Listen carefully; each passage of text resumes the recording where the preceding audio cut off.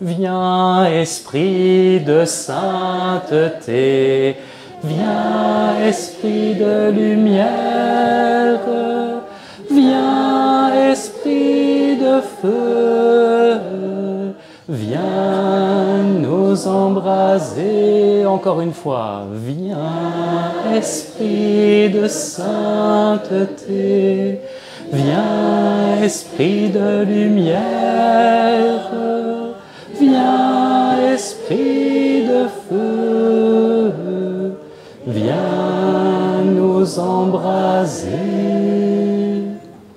Dieu notre Père, par l'intercession de Saint François d'Assise, que nous fêtons aujourd'hui, de Sainte Bernadette, de la Sainte Vierge Marie, Notre-Dame du Rosaire, nous te demandons de répandre une nouvelle fois ton esprit dans nos cœurs pour qu'il illumine nos intelligences et qu'il nous porte à l'incandescence de ton amour. Nous te le demandons par Jésus le Christ, notre Seigneur. Amen. Au nom du Père et du Fils et du Saint-Esprit. Amen. On a invoqué l'Esprit Saint. Vous connaissez peut-être un texte que les religieux, religieuses, prêtres, moines, moniales reprennent chaque année au bréviaire, dans l'office des lectures, avant la fête de la Pentecôte. C'est une homélie du IVe siècle, très ancienne, écrite en latin, qui dit que quand l'Esprit Saint, le jour de la Pentecôte, est tombé sur les apôtres, eh bien leur cœur est entré en ébullition. J'aime beaucoup cette image, voilà, comme une bouilloire. Hein. Leur cœur s'est mis à frémir, à bouillir, hein. Une énergie considérable s'est dégagée et nous bénéficions aujourd'hui encore, presque 2000 ans plus tard, de cette même énergie. Et c'est cette énergie-là que, je crois, moi, d'autres conférenciers, tous les frères et sœurs de la famille dominicaine ont envie de partager avec vous chaque année, chers amis, au pèlerinage du Rosaire. Donc c'est toujours une très très grande joie de vous retrouver. Pour moi, elle l'est d'autant plus que, bon, vous le savez, ma trombine ne vous est pas inconnue pour la plupart d'entre vous, puisque l'an dernier j'étais le prédicateur du pèlerinage. Hein. C'était un grand moment de bonheur. Hein. Cette année, le thème a changé. Je ne parle plus de mes bons à rien pour lesquels j'avais écrit ce livre. Je ne sais pas si vous vous en souvenez, ça a été là aussi une aventure extraordinaire. Après le pèlerinage, je suis allé dans beaucoup de villes de France pour parler des bons à rien, c'est-à-dire ces gens qui, dans la Bible, dans l'histoire de l'Église, dans le personnel aussi de l'Église dont je fais partie aujourd'hui, et nous tous par notre baptême, ces gens qui ont l'impression que rien ne fonctionne, que ça va pas bien, qu'on n'est pas qualifié, pas compétent, hein, et pourtant Dieu nous confie sa parole et continue à nous faire confiance. Hein. Bien, les bons à rien, un an après, figurez-vous, quand ils ont fait cette expérience de l'ébullition de l'amour de Dieu dans la puissance de l'Esprit Saint, ils sont tellement heureux qu'ils font la fête. L'Église, cette année, c'est le thème qui nous rassemble, c'est un chantier, comme le disait le frère Adrien ce matin dans son homélie. Hein. Oh là là, mon père, l'Église, quel chantier, hein. Oui, on peut l'entendre aussi dans un sens pas terrible. Hein. Oui, il y a beaucoup de boulot à fournir pour que l'Église ait une plus jolie façade et que ça aille mieux. C'est formidable qu'on fête aujourd'hui Saint François d'Assise qui reçut cette mission du Seigneur Jésus, effectivement, de rebâtir l'Église qui chancelait. Alors, bon, on est chez les dominicains quand même, on n'est pas chez les franciscains, hein, même si les dominicains disent aujourd'hui dans la liturgie « Notre Père Saint François », parce qu'on le considère comme un grand ami. Vous connaissez peut-être ces représentations des tableaux, des vitraux, où on représente Dominique et François en train de se donner un baiser de paix, parce que c'est la manière que les artistes ont trouvé pour signifier la grande amitié qu'il y a entre nos deux ordres qui sont nés à peu près au même moment, dans les années 1220. Mais en fait, historiquement, on ne sait pas si Dominique et François se sont rencontrés. C'est probable, mais ce n'est pas attesté, si vous voulez. Hein. Et ce sont des belles figures. François, c'est celui que Chesterton appelle le jongleur de Dieu. François, vous voyez, qui portait les stigmates, qui étaient associés à ce que le mystère de la foi a de plus douloureux, de plus pathétique, la crucifixion, la mort de Jésus sur la croix, eh bien le même François était extraordinairement joyeux, gai, festif. Et il a déployé cette festivité d'une façon telle que donc de grands écrivains comme Chesterton ont pu l'appeler le jongleur de Dieu. On est au début du XIIIe siècle, contemporain des troubadours, de ces poètes qui sillonnent nos pays pour amuser les gens, pour répandre aussi cet esprit de fête. Bien, voilà, l'Église, c'est un chantier, mais un chantier, ça se fête, figurez-vous. Un chantier, ça se fête. Pensez, par exemple, quand on pose la première pierre, souvent c'est symbolique, quand on pose la première pierre d'une église, ou d'un couvent, d'un monastère, ben on fait la fête.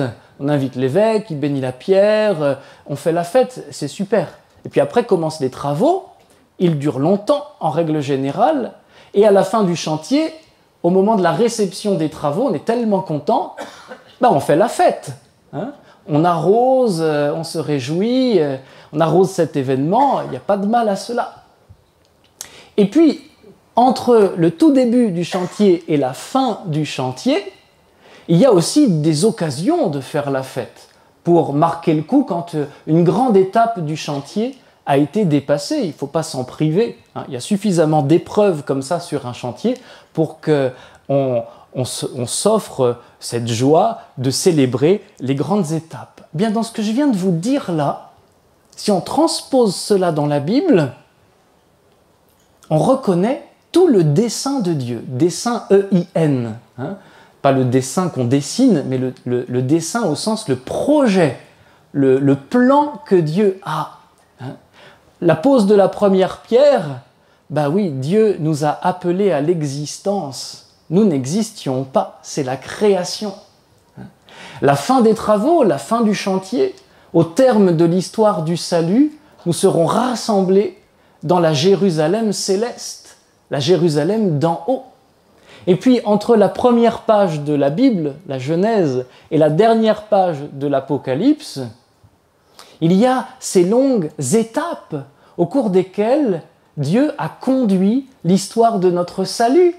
Les patriarches, avec Noé, Abraham, Isaac, Jacob, jusqu'au petit Joseph, qui amène tout le peuple d'Israël en Égypte. Et puis c'est une autre étape en Égypte avec Moïse et la loi, et la sortie d'Égypte avec la Pâque, et c'est une autre étape, l'entrée dans la terre promise. Et puis ensuite, on s'installe, mais rien ne va plus, on est exilé, on revient d'exil, encore une étape, jusqu'à l'étape la plus haute, la plus importante, la venue de Jésus, le Messie, le Sauveur. Sa venue à Noël dans la crèche, et puis le don de sa vie sur la croix et sa résurrection à Pâques avec la communication de son Esprit Saint. Vous voyez, toutes ces étapes-là, eh bien, si on prenait le temps de relire la Bible, on verrait qu'elles sont fêtées, qu'elles sont l'occasion de fêtes, de danses, de chants, de réjouissances en tout genre. Il ne faut pas faire la tête quand on est croyant, il faut faire la fête. Et vous savez, c'est un petit peu, voilà, nous, on va bâtir l'église, c'est le thème du pèlerinage. Moi, ça me fait penser un petit peu aux sept nains dans Blanche-Neige et les sept nains, Walt Disney. Hey ho, on rentre du boulot. Ben, nous, on y va. On rentre pas, on y va, on se retrousse les manches, on est heureux d'y aller, d'œuvrer dans la vigne du Seigneur. C'est super, c'est joyeux tout ça. D'ailleurs, vous ne le savez pas, mais je vais vous révéler un secret. Chaque matin, monsieur le curé se lève le cœur en fête. Mais si, bien sûr. Alors, vous voyez pas parce que c'est dans son presbytère, dans sa chambre. Et chaque matin, monsieur le curé se lève le cœur en fête. Il pousse des cris de joie. Mais c'est pareil dans nos couvents. C'est pareil dans tous les monastères du monde. Vous avez à peu près 1 million bien tassé de personnes consacrées dans l'Église aujourd'hui sur la terre. Et bien chaque matin, tout ce beau monde-là se lève le cœur en fête et pousse des cris de joie, je vous assure. Vous ne croyez pas? Mais pourtant, c'est marqué dans leur bréviaire, hein. Regardez. Ah, je prends l'office des laudes, premier office de la journée, psaume invitatoire. Venez, crions de joie pour le Seigneur, acclamons notre rocher, notre salut, allons jusqu'à lui en rendant grâce, par nos hymnes de fête, acclamons-le. Ben, tous les matins, c'est la fête au couvent, hein, bien sûr. Surtout quand je me lève. Hein? Alors évidemment, vous avez compris que nous, on ne va pas à l'office tous les matins de bonne heure, de bonne humeur, comme les 7 nains rentrant du boulot, et c'est un vrai problème. Parce que ça engage la crédibilité de ce qu'on vit dans l'Église. Vous savez, il y a un reproche terrible que Jésus fait aux pharisiens. Ils disent, ils ne font pas. Et spontanément, nous appliquons cette distorsion, cette incohérence, cette dissonance. Nous l'appliquons à notre vie chrétienne, nous avons bien raison, ça ne concernait pas que les Juifs et les pharisiens parmi eux, ça nous concerne aussi. Et la toute première communauté chrétienne s'est sentie très très vite concernée par cette difficulté. Dès le IIe siècle, il y a un auteur, on considérait jusqu'à il y a un certain temps que c'était le Clément de Rome, le successeur de Pierre et Paul. Ce matin, on a pris la première prière eucharistique à la messe. Vous avez peut-être remarqué, hein, on énumère les apôtres, et puis ensuite on dit l'un, Clément. Et bien, ce sont les 3 premiers successeurs des apôtres à Rome. Hein, les 3 premiers évêques de Rome, si vous voulez. L'un, il n'a rien écrit, on ne sait rien de lui. Pareil. Mais Clément, il a écrit. Et on a conservé ces lettres. Donc, il y a une lettre de Clément de Rome à la communauté des Corinthiens en Grèce. Et puis, il y avait un deuxième texte qu'on disait être de Clément de Rome. Mais dès le IVe siècle, on sentait bien que ce n'était pas la même écriture, ce n'est pas la même main.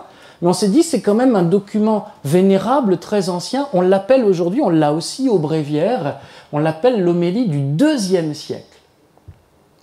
Et dans l'homélie du IIe siècle, l'auteur fait le même reproche aux membres de la communauté chrétienne que Jésus aux pharisiens. Vous dites, mais vous ne faites pas.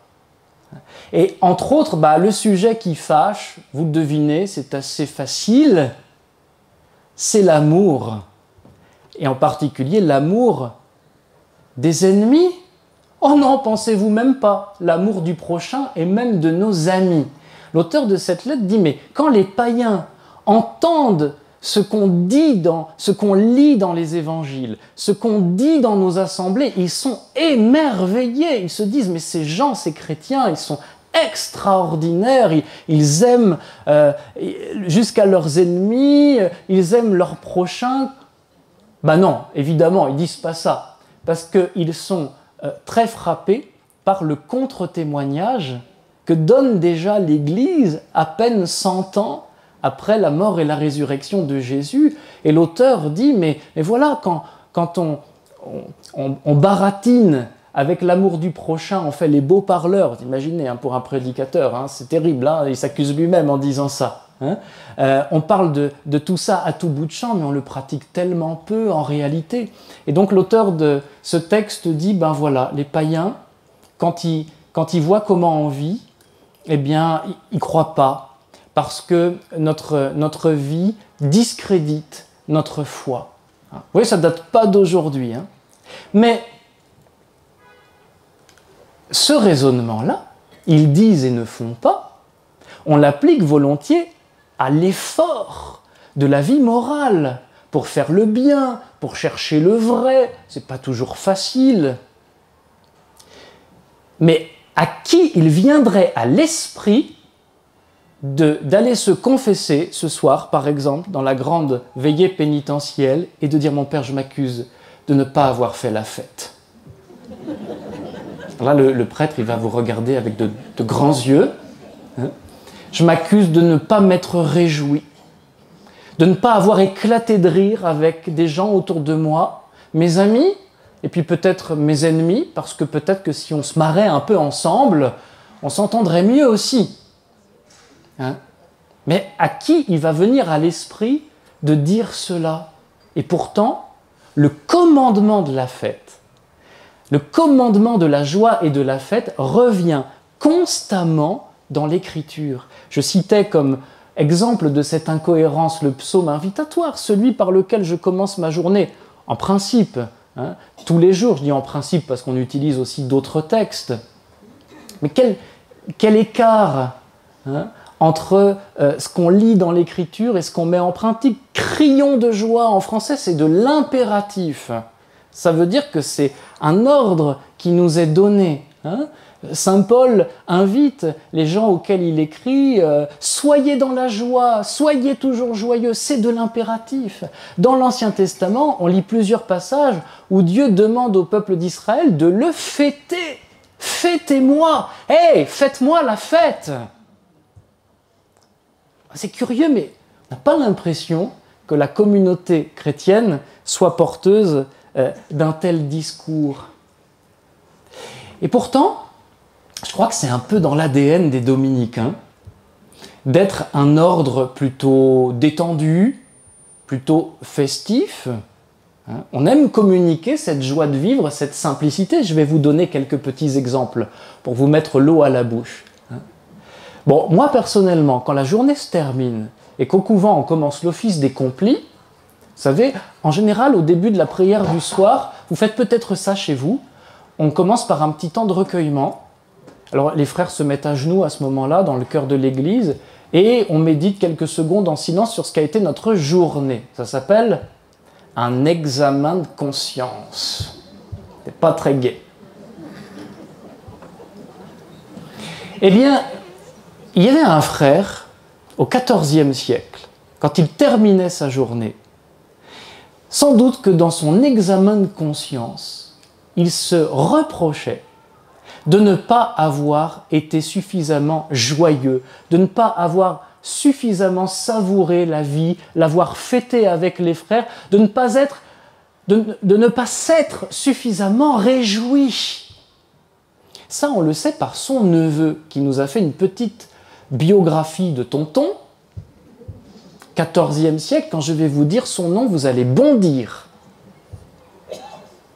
C'est le dominicain le plus impopulaire qu'on connaisse, grâce notamment au cinéma, au film de Jean-Jacques Hano, Le nom de la rose, qui en fait est une transposition à l'écran du roman d'Umberto Eco. C'est le fameux inquisiteur Bernardo Gui. Alors je vous arrête tout de suite, Bernardo, c'était pas Bernardo, c'était Bernard déjà. On va remettre les pendules à l'heure. Bernard, il était de Limoges. Bernard, le frère Bernard Gui.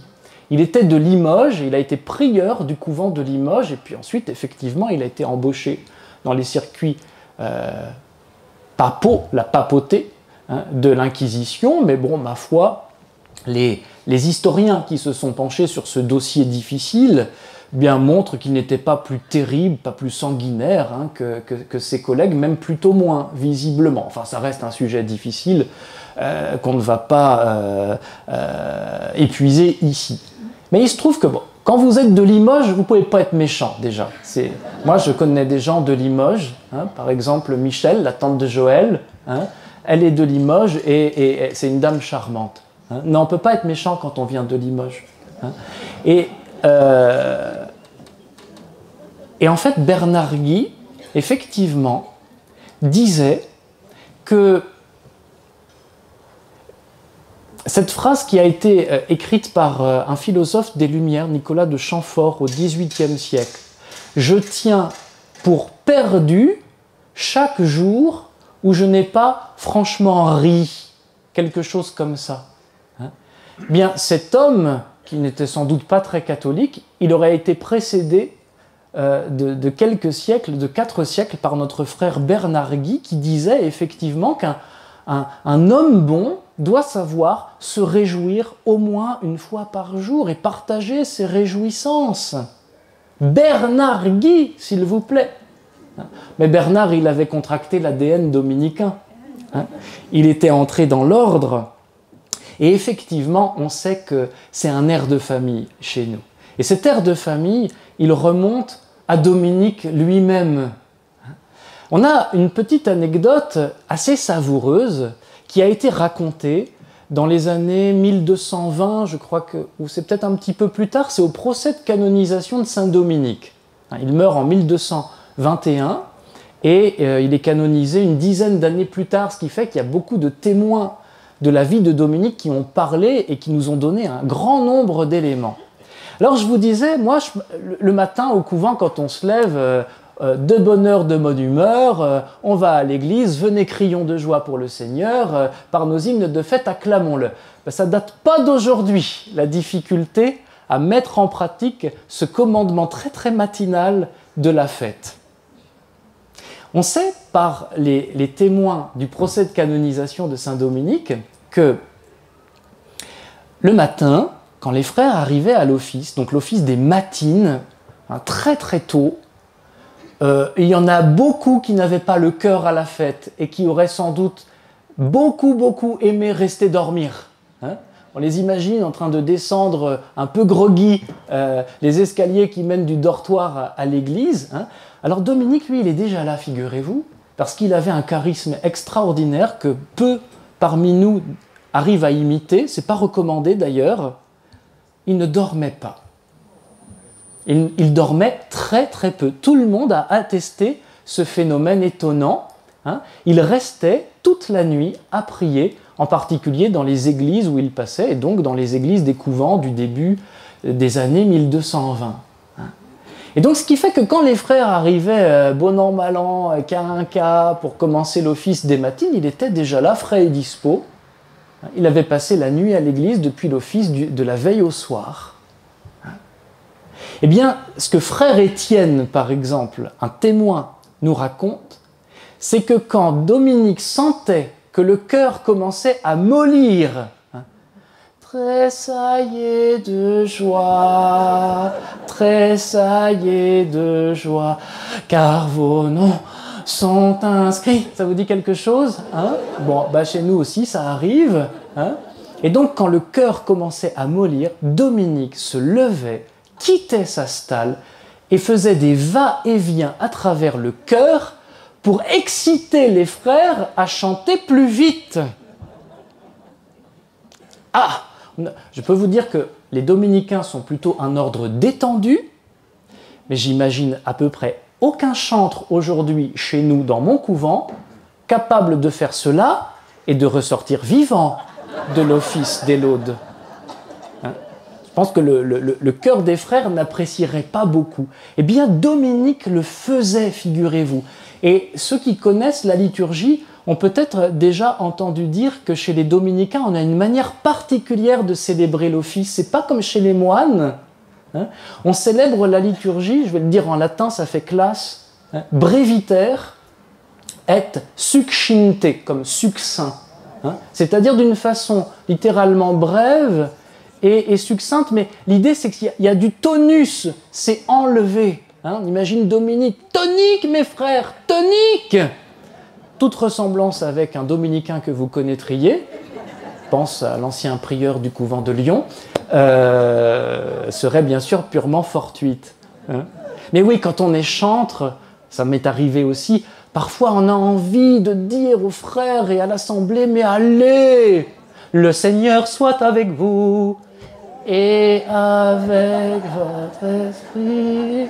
Non, du tonus, de la joie. C'est un dialogue, la liturgie, il faut mettre de la gaieté dans tout ça. Dominique le faisait. Saint Dominique, s'il vous plaît.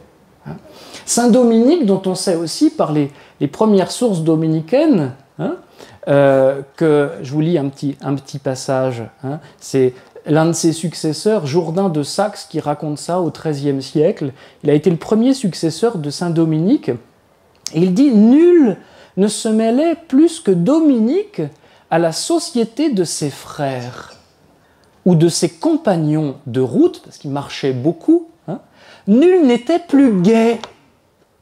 Ça, c'est sous la plume d'un dominicain du XIIIe siècle. Et on raconte même que dans la région de Carcassonne, alors qu'il allait au-devant d'un supplice terrible parce qu'il y avait des mercenaires à la solde des Cathares qui avaient été payés pour l'égorger ou le malmener, eh bien lui, il les voyait venir et il allait vers eux, je cite, l'allure joyeuse et en chantant. C'est un peu le portrait du Dominique que malheureusement la sœur Sourire avait transmis. Vous savez, il s'en va routier pauvre et chantant. Bon, c'est triste parce que vous connaissez l'histoire de cette sœur. Mais vous voyez, ça c'est vraiment dans l'ADN de l'ordre des frères prêcheurs, des dominicains, et plus largement, toute la famille dominicaine, les moniales, les sœurs apostoliques, les laïcs dominicains. Cet air de famille, il est comme concentré en Dominique, et en même temps, il est passé chez les autres frères, immédiatement. On nous parle par exemple d'un tout premier dominicain qui s'appelle Réginald. Je ne sais pas s'il y a des gens d'Orléans parmi vous. Réginald venait d'Orléans, il était professeur de droit en Sorbonne, s'il vous plaît, une sorte de chanoine dodu, habitué à toutes sortes d'honneurs, à un train de vie très coquet. Et puis voilà que Réginald, un jour, fait un voyage à Rome pour des raisons diplomatiques. Il doit rencontrer je ne sais quel cardinal à la curie. Et il tombe très très gravement malade. Il va mourir. Saint Dominique lui rend visite et lui parle de son ordre qui commence tout juste à naître. Et ça ne paye pas de mine un ordre mendiant. Ce n'est pas les grands honneurs auxquels ces ecclésiastiques du Moyen-Âge comme Réginald étaient habitués dans les grandes institutions comme la cathédrale ou la Sorbonne. Et voilà, Dominique se retire, et la Sainte Vierge prend le relais, s'il vous plaît. Elle apparaît à Réginald, et on raconte même qu'elle lui montre l'habit dominicain. De quoi sera constitué l'habit dominicain? Bon, c'est pas facile à vérifier comme information, mais ce qu'on sait, c'est que Réginald est guéri miraculeusement et qu'il demande immédiatement à faire ce que Marie lui a demandé, entrer dans l'ordre de Saint-Dominique. Donc il va faire profession entre les mains de Saint-Dominique. Vous savez, à l'époque, ça allait vite, c'est pas comme aujourd'hui, il faut faire un noviciat, des vœux simples pendant 4 ans qu'on renouvelle éventuellement. Là, tout ça se faisait en quelques jours, voire quelques mois. On donnait l'habit à quelqu'un, il faisait quelques mois d'essai, et puis après, c'était pour la vie. Et donc, Réginald reçoit l'habit de Saint-Dominique, devient un dominicain exemplaire, extraordinaire par son pétillement, sa joie de vivre, évidemment aussi sa sainteté, sa piété, son amour de Dieu et du prochain, tout ce que vous voulez. Ce qui fait que quelques années plus tard, alors que Réginald se rapproche de la fin de sa vie, un frère lui demande « Mais quand même, frère Réginald, rappelle-toi d'où tu viens, tu regrettes pas? Tu regrettes pas d'avoir abandonné tout ça pour être un frère mendiant ?» Et Réginald répond « Je crois n'avoir trouvé aucun mérite à vivre dans l'ordre de Saint-Dominique, car j'y ai trouvé trop de joie. J'y ai trouvé trop de joie. » Mais que c'est beau, si on pouvait dire ça, chaque soir quand on se couche, après une longue journée au couvent, j'y ai trouvé trop de joie. Alors Réginald, il a fait des petits. Après, Réginald, à Paris, il était supérieur, il a donné l'habit dominicain à un autre qui s'appelle Jourdain de Saxe, dont je vous parlais un petit peu tout à l'heure. C'est lui qui a écrit le texte qui nous renseigne directement sur Saint-Dominique et le début des dominicains. Et Jourdain de Saxe, eh bien, on rapporte une anecdote aussi vraiment savoureuse à son sujet. C'est qu'il était donc le maître des dominicains après Dominique. Dominique meurt, et Jourdain, qui n'a que quelques mois ou que quelques années à peine dans l'ordre dominicain, se retrouve tout à coup successeur de Saint-Dominique. Et un jour, quelque part en Italie, il fait un voyage avec des jeunes frères, des novices qui viennent juste de recevoir l'habit. Il s'arrête dans une auberge parce qu'il n'y a pas d'église dans dans ce hameau-là. Et donc, ils vont célébrer la liturgie des heures, le dernier office de la journée, les complis, dans cette auberge. Elle commence après. Dieu viens à mon aide. Oh, pardon. Deus in adiutorium meum in. On est au Moyen-Âge, c'est en latin. Et ce qui arrive parfois, quand on est novice, mais même quand on n'est plus novice, c'est que les novices piquent un fou rire pendant l'office. Attention, on est au XIIIe siècle, ça rigole pas du tout. Donc il y a un frère qui accompagne le maître de l'ordre, donc le bienheureux Jourdain de Saxe, et qui tout à coup s'agite pour faire taire ses jeunes frères. Alors on imagine qu'il fait toutes sortes de gestes, qu'il s'agite parce qu'il ne faut pas parler, c'est le grand silence de la nuit, on est là pour célébrer les louanges de Dieu. Et puis évidemment, plus ce clown s'agite, et plus le fou rire s'amplifie. C'est évident. Bon, l'office se termine. Dans ces cas-là, on fait ce qu'on peut. On sort. L'office se termine. Jourdain de Saxe va voir le frère en question et lui dit « De quel droit reprends-tu les novices? Tu n'es pas leur supérieur, tu n'es pas le maître des novices. » Et il va voir les novices et il leur dit « Mais riez, mes enfants, mais riez de bon cœur. Pourquoi? Mais parce que vous êtes sauvés. Parce que, en suivant le Christ sur la voie qu'a ouverte Saint Dominique, vous êtes en train de marcher sur le chemin du salut. Et ce salut, vous l'offrez aux autres. Comme on disait autrefois, c'est pas très joli comme expression, on fait son salut. On fait son salut, mais quand on fait vraiment son salut, ça déborde, ça rejaillit, c'est communiqué à d'autres. Et donc, vous voyez, ces anecdotes, je les emprunte au XIIIe, au XIVe siècle, une période qui, paraît-il, était très très sombre. On a appelé ça le Moyen-Âge, avec un petit air de commisération à l'époque. Savez-vous que saint Thomas d'Aquin lui-même, voilà, attention, là on rigole plus, c'est saint Thomas, c'est de la doctrine, c'est du lourd, je ne parle pas seulement de son corps, je parle de la somme, de tout ce qu'il nous a laissé, j'espère qu'il me pardonnera, mais saint Thomas développe dans la partie morale de la somme de théologie un petit enseignement sur une vertu extraordinaire dont il emprunte le nom au vieil Aristote en Grèce. En grec, ça s'appelle l'eutrapélia. On traduit ça en français, on décalque, ça fait l'eutrapélie. Qu'est-ce que c'est l'eutrapélie? C'est l'art de bien prendre les choses, de prendre la vie du bon côté, de bien se tourner par rapport aux événements ou de bien tourner les événements par rapport à nous. Mais vous voyez cette manière d'être qui met de l'huile dans les rouages, dans une famille, dans un groupe d'amis, a fortiori dans une communauté religieuse. Dieu merci, on voit beaucoup ça dans nos communautés, des sœurs, des frères qui ont cette capacité à bien prendre les choses, à toujours avoir la bonne plaisanterie au bon moment, pour égayer tout le monde et faire retomber un peu le lait quand il commence à déborder de la casserole.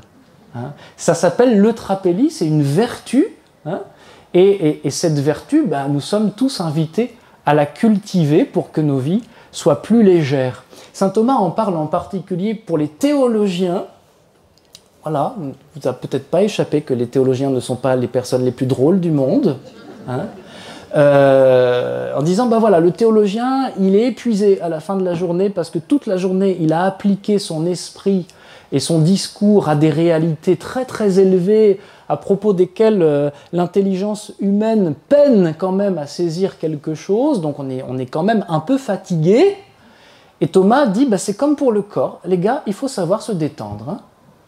C'est la détente de l'esprit, l'eutrapélie. Et ça passe par la plaisanterie et aussi par l'art de faire la fête, de passer du bon temps ensemble. Et comme nous ne sommes pas des anges, bien pour nous faire la fête, ça s'exprime corporellement, à travers ces mots qui reviennent à longueur de temps dans la prière de l'Église, dans sa liturgie, dans les pages de la Bible qu'elle sélectionne pour célébrer Dieu, par la louange, par la danse, par le tambourin, la cithare. Vous voyez, tous ces instruments de musique à cordes et à vent dont on parle dans la liturgie sans cesse et dans la Bible.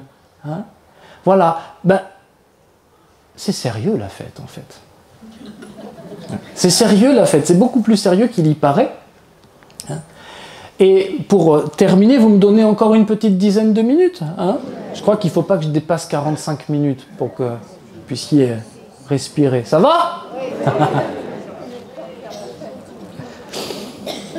C'est sérieux la fête. Je vais vous lire un texte qu'on a entendu récemment au couvent de Toulouse où j'habite.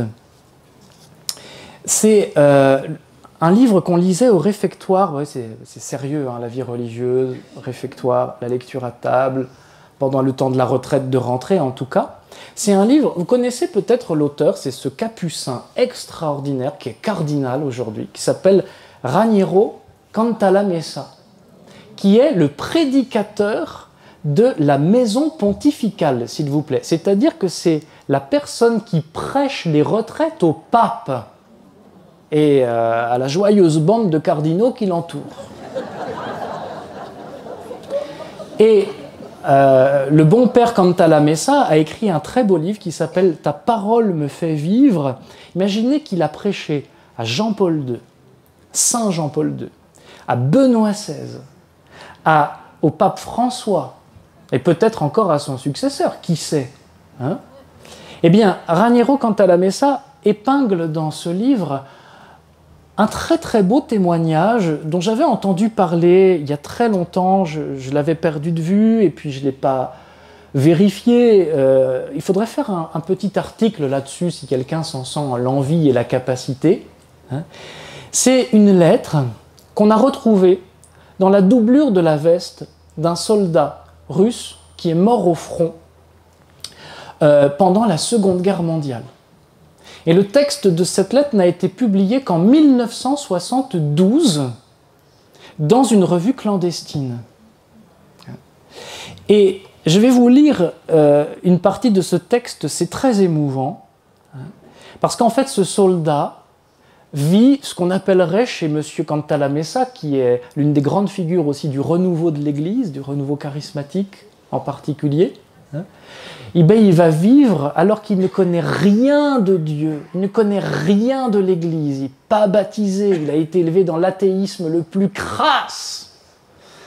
Il va vivre une expérience de Dieu, on pourrait appeler ça une effusion de l'Esprit Saint, et son cœur tout à coup va entrer en fête, en ébullition. Il pressent qu'il va mourir, qu'il ne survivra pas à ce combat, qui va s'engager un peu plus tard, et il écrit ce texte. Écoute, ô Dieu, je n'ai pas parlé avec toi une seule fois dans ma vie, mais aujourd'hui, j'ai envie de te faire fête. Aujourd'hui, j'ai envie de te faire la fête. Tu sais, depuis que je suis tout petit, on m'a toujours dit que tu n'existais pas. Et moi, comme un imbécile, j'y ai cru. Je n'ai jamais contemplé tes œuvres. Mais cette nuit, du cratère fait par une grenade, j'ai observé le ciel étoilé au-dessus de moi. Fasciné par le scintillement des étoiles, j'ai soudain compris combien c'est terrible d'avoir été trompé. Je ne sais pas, ô Dieu, si tu me donneras la main, mais je te le dis et tu me comprends. N'est-ce pas étrange qu'au cœur d'un enfer épouvantable, la lumière me soit apparue et que je t'ai découvert? À part cela, je n'ai rien à te dire.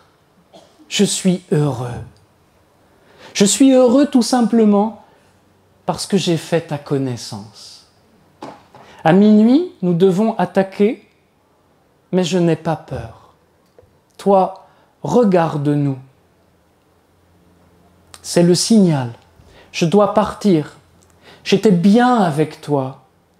je voudrais encore te dire, et tu le sais, que la bataille sera dure. Il est possible que cette nuit même, je vienne frapper à ta porte. Et même si jusqu'à présent, je n'ai pas été ton ami, je n'ai pas été ton ami, quand je viendrai, tu me laisseras entrer, point d'interrogation, tu me laisseras entrer. Mon Dieu, tu vois ce qui m'est arrivé, je ne commence que maintenant à voir clair. À bientôt, mon Dieu, je pars. J'aurai du mal à revenir. Comme c'est étrange. Maintenant, la mort ne me fait pas peur. C'est un texte qui est bouleversant, hein.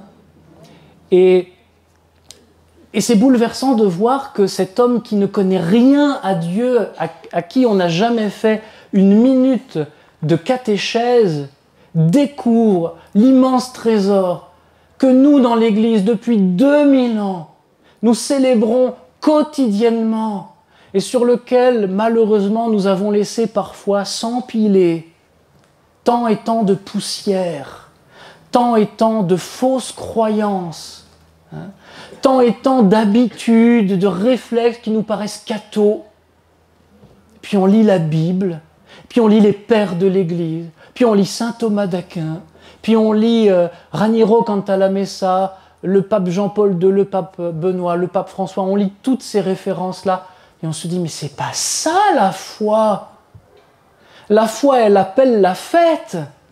Or, dans la mentalité de nos contemporains, il n'y a rien de plus opposé que la foi et la fête.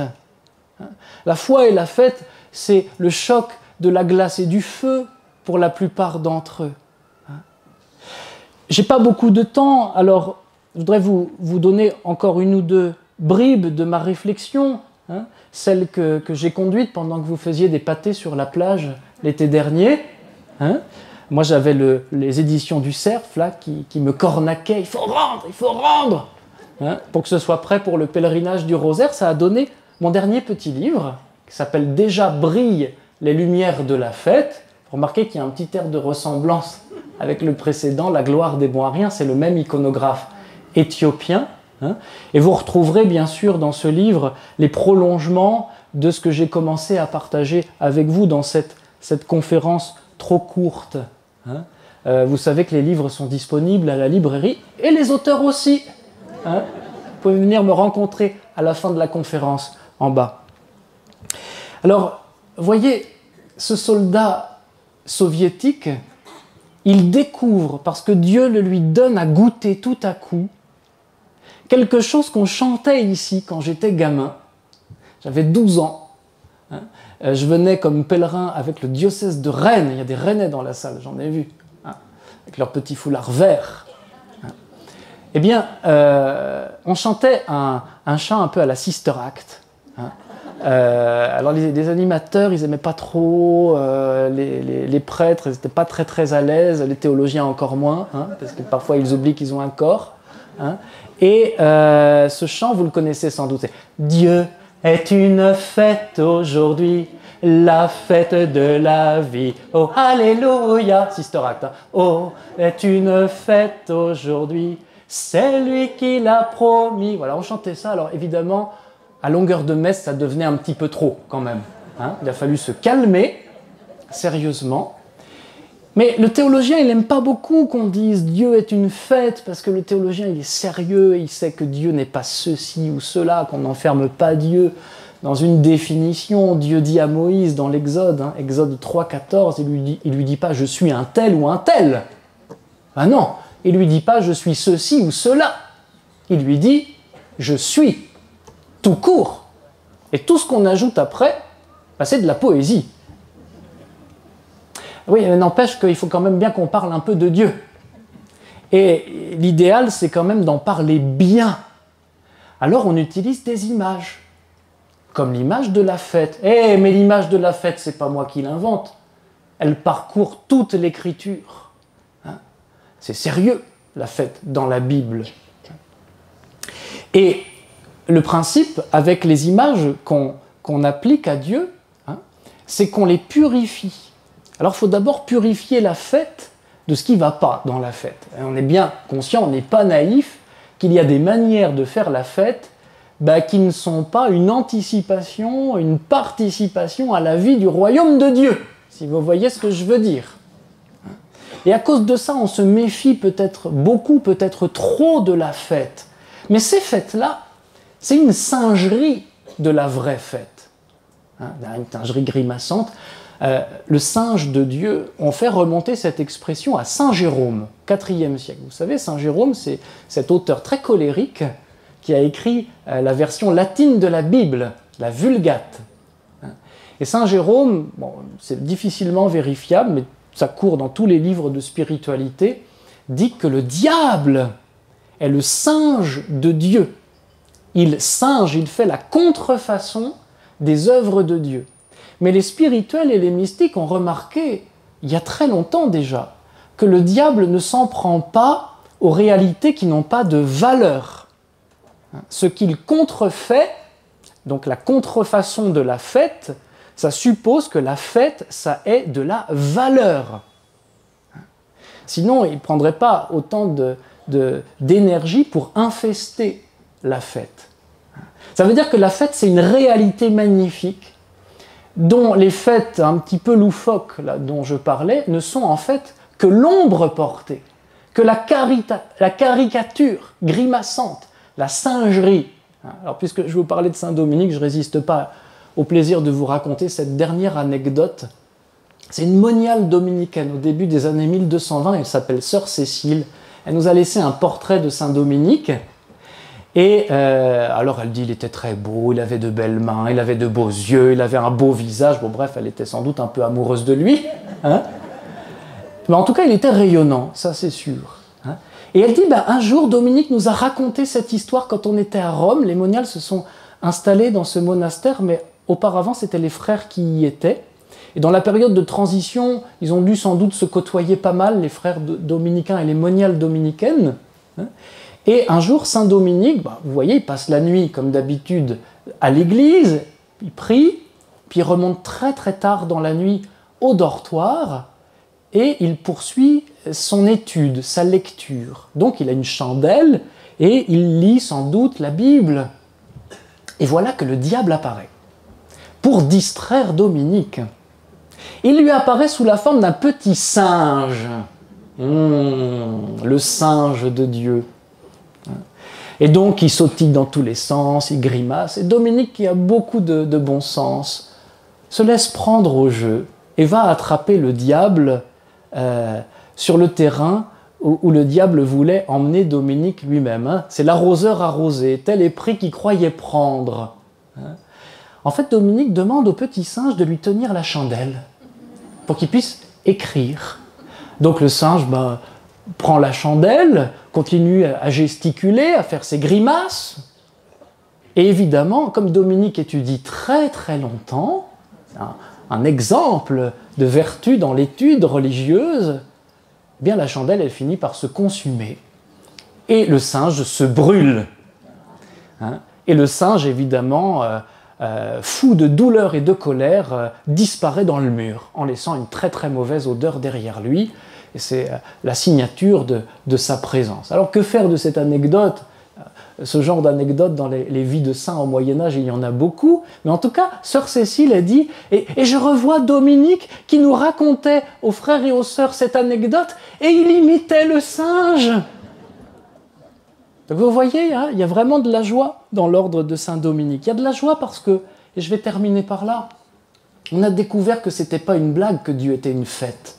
Dieu est une fête aujourd'hui. C'est pas uniquement pour amuser les ados qui s'ennuient à l'église. Dieu, il est vraiment une fête. Alors il faut purifier la fête de tout ce qui ne va pas. Et une fois qu'on a dégagé la vraie fête des singeries de la fête, c'est ce que j'essaye de faire dans la première et la deuxième partie de mon livre, eh bien on retrouve la vraie fête en Dieu. Je vous donne un simple élément.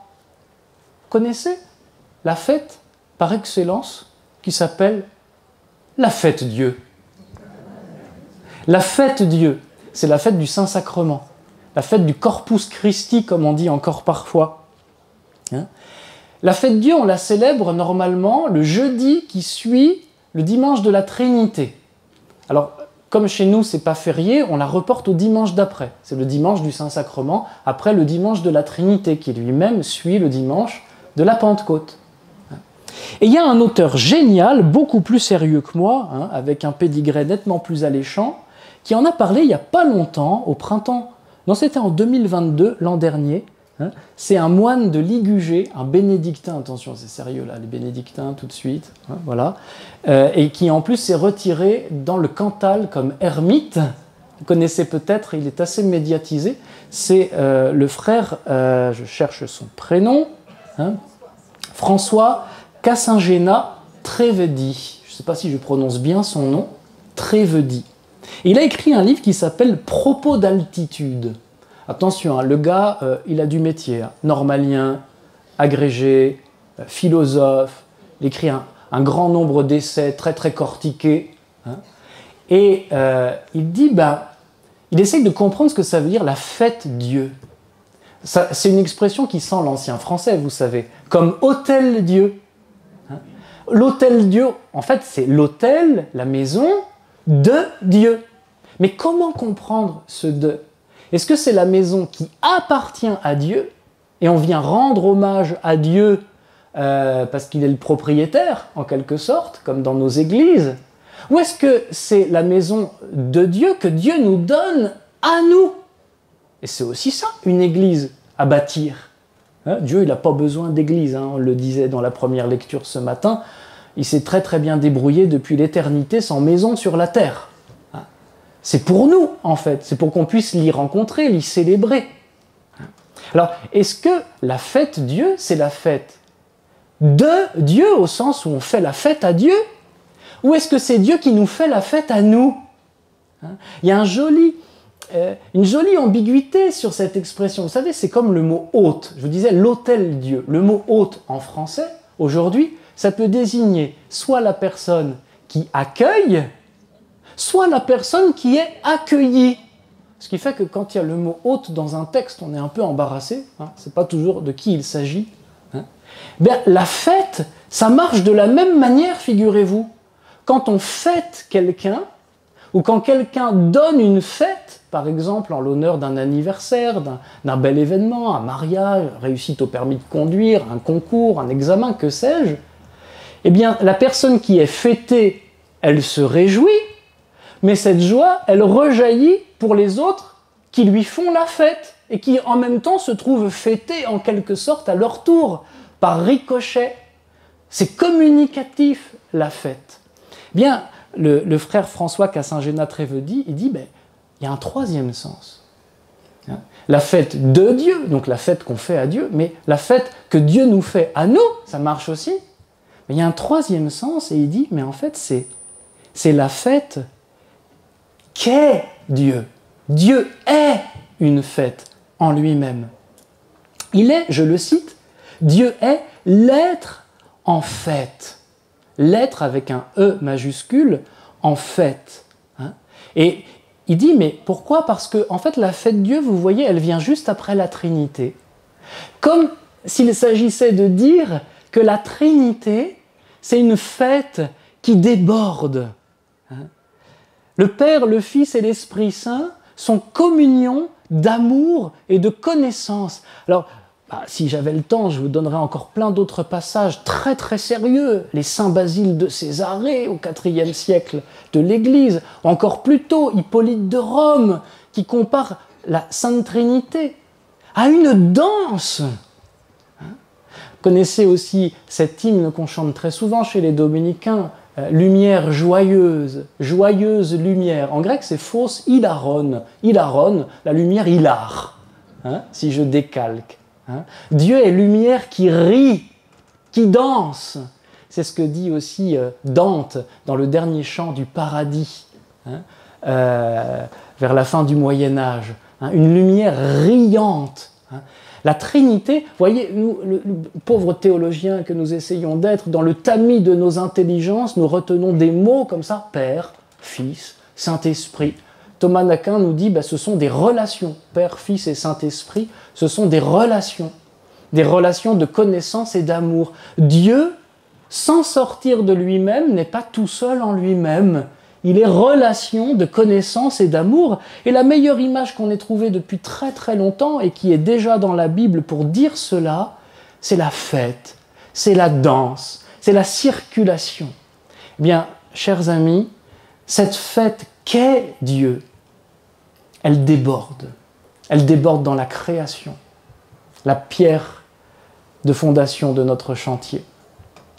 Elle déborde dans toute l'histoire du salut. Pensez à Myriam et Moïse qui dansent de joie après la sortie d'Égypte. Pensez à Judith qui danse de joie et qui entraîne les autres femmes d'Israël à danser de joie avec elle après la victoire sur le méchant Holoferne envoyé par Nabuchodonosor. On peut penser à des tas et des tas de passages quand les Hébreux reviennent de l'exil à Babylone. Nous poussions des cris de joie et ils vont faire la fête. C'est raconté dans le livre de Néhémie, tout cela. Le banquet à la fin du livre d'Esther. Il y aura tellement et tellement d'histoires à raconter. Et évidemment, toutes ces fêtes qui vont scander la vie de Jésus, on pense évidemment au vin débordant de Cana, mais on pense aussi à chacune de ces rencontres, comme celle que j'avais choisie pour la couverture de mon livre de l'an dernier, Zachée, que Jésus vient rencontrer en lui disant « Mais invite-moi chez toi, invite-moi à ta table ». Et Jésus vient à la table d'un homme qui a une très mauvaise réputation, un grand pécheur. Et il va faire pareil avec Matthieu le publicain, Lévi, qui va devenir son apôtre et l'auteur du premier évangile. Il va faire pareil avec toutes ces figures de bons à rien, les maris de Magdala, les autres, avec nous aussi. Il nous le dit dans l'Apocalypse, je frappe à la porte. Si tu ouvres, j'entre et on prend le souper ensemble. Et ce monde à venir, d'ailleurs, l'Écriture en parle comme d'une fête infinie, sans fin, mais aussi sans commencement, parce que c'est la fête qu'est Dieu lui-même. Donc cette fête, elle déborde dans la création, dans la nature, même les physiciens en découvrent quelque chose. Elle déborde, vous voyez ce soldat russe qui en contemplant les étoiles, tout à coup a l'intuition de Dieu, avec sans doute un gros coup de pouce intérieur quand même, qui s'appelle le don de la foi. Elle déborde dans la nature, elle déborde dans l'histoire de notre salut, elle déborde au plus haut point dans le monde à venir. Et ma grande surprise, ce sera mon dernier mot, quand j'ai commencé à faire ce livre, je me disais, ouais, quand même, t'es un peu gonflé, quoi. Parce que c'est un sujet un peu démago, quoi. C'est très populaire, évidemment.